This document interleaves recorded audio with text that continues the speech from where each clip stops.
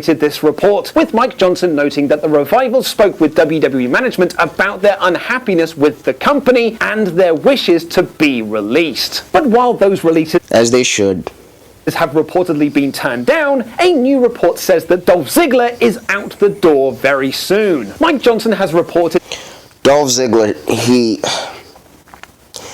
needs to stop letting this company play him. Dolph Ziggler has been played and has been hoodwinked by the WWE for the last 4 to 5 years now. And if he really truly wants to have some type of resurgence and some type of altering, changing situation around his career, he's gotta go. He's gotta go. He needs to go. I feel bad for Dolph because Dolph has been consistently in my top 10 of best wrestlers in the world for the last almost 10 years. Let me explain. Remember when Dolph made his re-debut as Dolph Ziggler, came back repackaged? He had a meaningless feud with Batista, and there was a long period in time within the storyline where he kept introducing himself in the back and everybody was ignoring him. But forget all of that. What made me want to see Dolph Ziggler succeed was his rivalry, his feud with Rey Mysterio back in 2009. Go back and watch his series with Rey Mysterio, his series of matches with Rey Mysterio.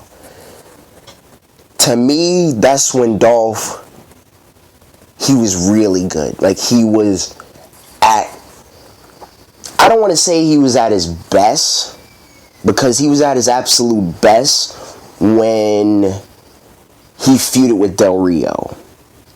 And even to a lesser extent when he feuded with The Miz for the Intercontinental title a couple of years back. That was when he was at his absolute best, both physically and mentally.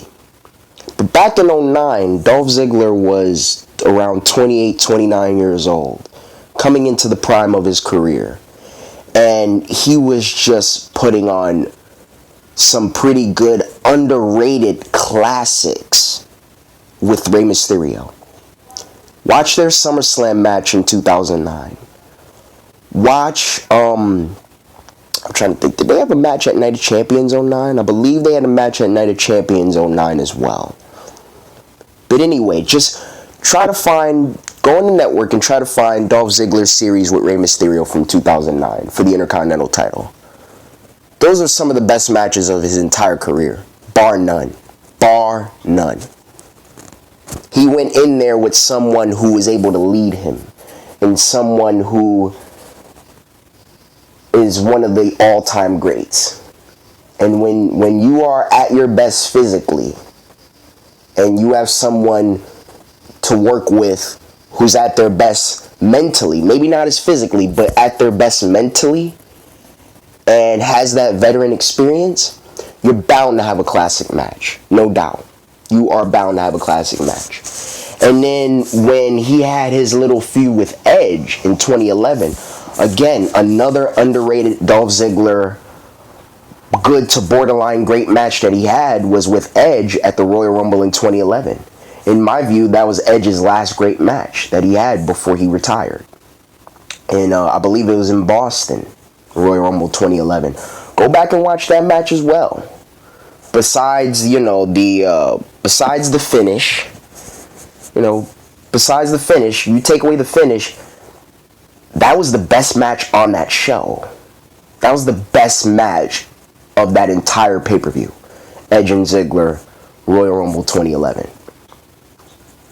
But the thing with me that I've always been on the fence about with Ziggler is that his promos have been kind of awkward. Sometimes they're really good and sometimes they're just really bad. He has this complex where he feels to need to kind of scream within every promo. And it's like, you don't have to scream and you don't have to be loud per se in terms of a promo to put out that emotion to the fans. Like, you don't have to do that to have you can have an emotional promo and have me or anybody else feel something inside without yelling or without being over the top loud about it. You understand what I'm saying? And Dolph Ziggler is not the only one that has that problem with his promos. Dean Ambrose has that problem with his promos as well, in my view.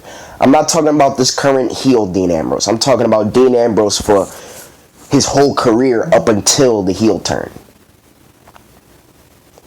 Like, the Dean Ambrose comparisons with Roddy Piper and Brian Pillman, they're ridiculous. I don't see it. I might literally be the only fan in the world that has said that I do not see the comparisons.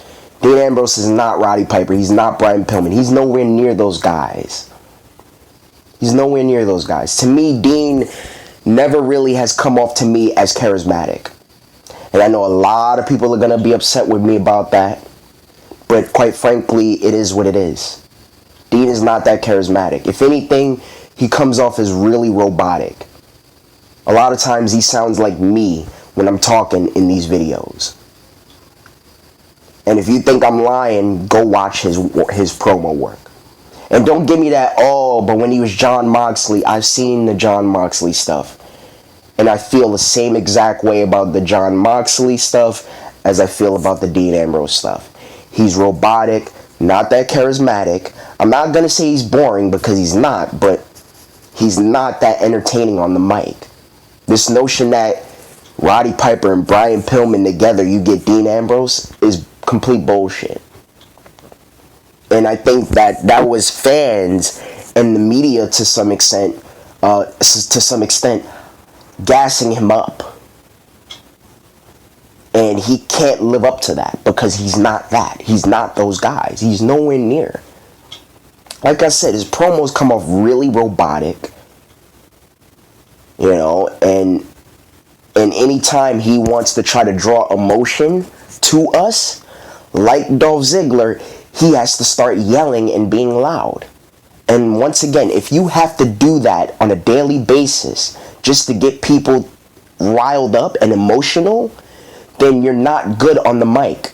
I'm sorry, you were not good on the mic. What made Jake the Snake Roberts one of the greatest promo cutters of all time? The man never had to yell. Not one time did he have to yell.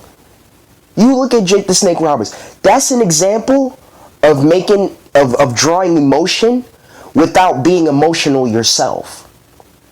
Jake the Snake Roberts perfected that. He was able to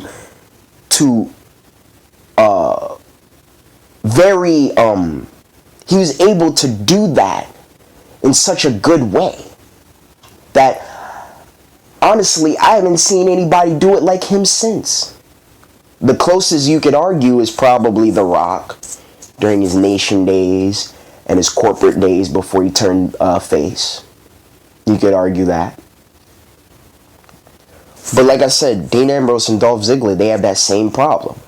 They always have to yell or be loud in order to draw emotion. And if you have to do that every single time, you're not that good on the mic, point blank. So Ziggler should leave. He should definitely leave at this point. He's not going to be world champion again. That's done. Those days are over. They don't trust him. And it sucks that they don't trust him because look at all the other guys that have gotten concussions and yet they're still being pushed. Look at Finn Balor. Didn't he get a concussion, I believe it was early last year? Or it might have been late 2017 when Jinder Mahal elbowed him in the face and gave him a concussion. Finn was out for about 2 weeks. And look at him now. He has a shot at Brock Lesnar for the Universal title. Opportunity, excuse me. He has a title opportunity, not shot, because we don't want to give an illusion that guns are being involved here. But anyway.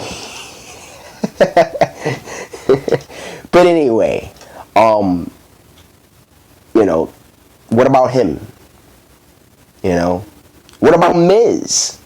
Miz at WrestleMania 27 suffered a concussion, and they had him retain the title. And he was able to run with the title up until the next month at Extreme Rules. And look at where Miz has been positioned on the card since. Even though he's not been anywhere near the world title, but he's still been a prominent figure on television even after his WWE title loss. Even though he suffered a concussion as well. So the whole thing with Ziggler is just really weird. You could argue it's favoritism. You could argue they just don't like him. Which, if you want to talk politics and backstage politics, it's half and half. It's 50-50 in terms of the career of Dolph Ziggler in the WWE. It's partially their fault. It's partially his fault. And it's a shame because a lot of the things that Dolph has said over the years about his role in the company and his position in the company, many prominent other wrestlers have said the same thing. And, the best example I can give is CM Punk. And I'm not just talking about the pipe bomb. I'm talking about how Punk really felt, because that pipe bomb is just half of how Punk really felt. And yet, he ended up having a 434-day title reign. I don't know with Ziggler, but I think his biggest weakness, and nobody will constitute this as his weakness, but it is a weakness. He's so good at selling. He's so good that he's too good, to his own detriment. It's bad. It's bad of how much of a good seller he is. Because he makes other guys look so good to the point where the WWE goes, oh, we got to push him. We got to push him. Because the way he just threw Ziggler around in there, oh, beautiful. They don't look at it as in Ziggler threw himself around or bumped around for the other guy. No, they look at it as in the guy threw Ziggler around like a rag doll. That is impressive. They don't look at it as Ziggler did this for him. They look at it as in he did this to Ziggler. And then they end up getting pushed over Dolph. So that's a detriment. Dolph sells too well. Almost to the point where it's kind of ridiculous now. Because you DDT him and he'll sell it as if you shot him 5 times. In a cartoonish, Looney Tunes way. I think that's his number one flaw. And until he gets away from that, which at this point he never will, because he's nearing 40, he's at the tail end of his career, there's no such thing as getting Dolph out of that mind frame. What he does, his habits, is not just how he feels physically. It's also how he carries himself mentally. What you do physically reflects on your mentality. So in order to get Dolph Ziggler out of that mind frame, he has to be younger. He has to be ready to wrestle another 10 years, which I doubt that he is. And like I said, his stand-up career seems to be decent enough. He seems to be happy with that.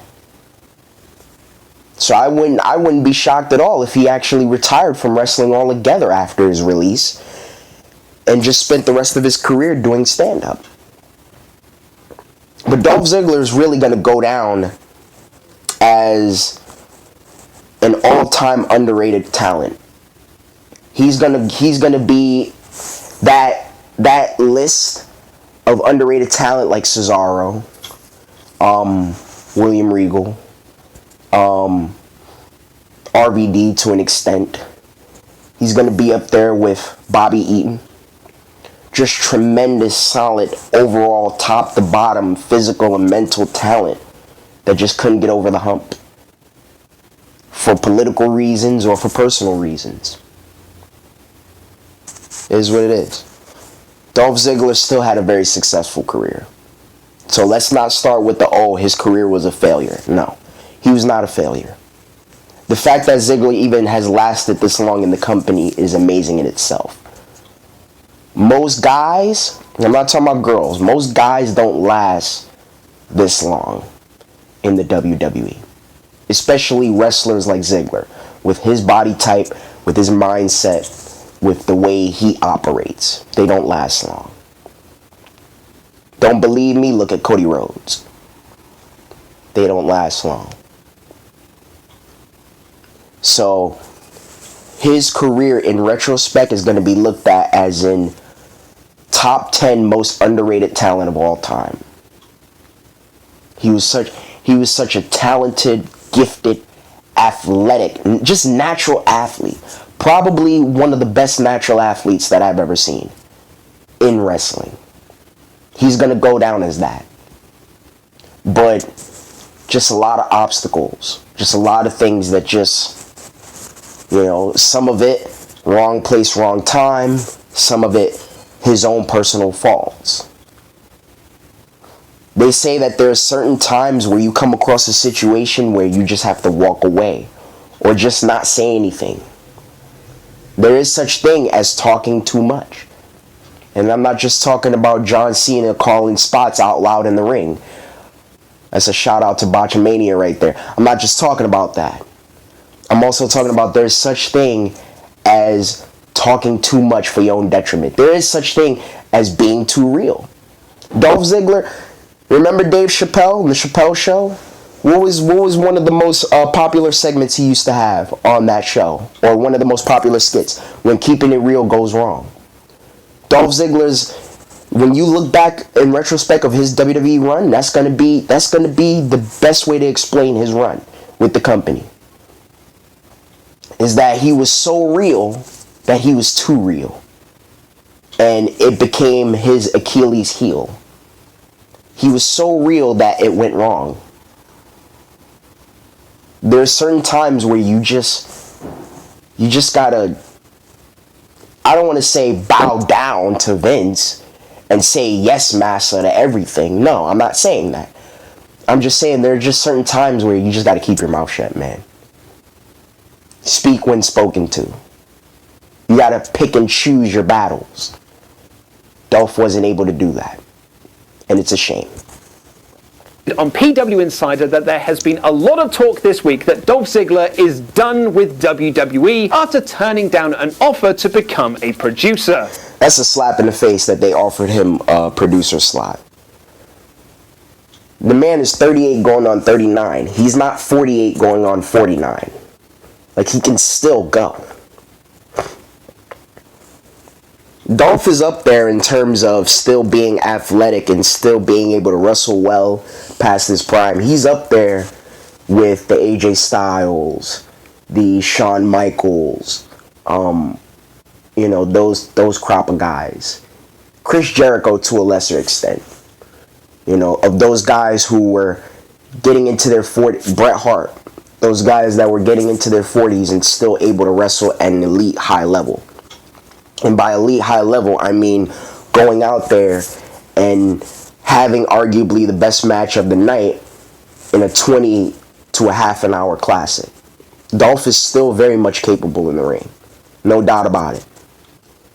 Is he as athletic as he once was? Is he as good physically as he was 10 years ago, 5 years ago? No. But he could still do this at a very, very high elite level.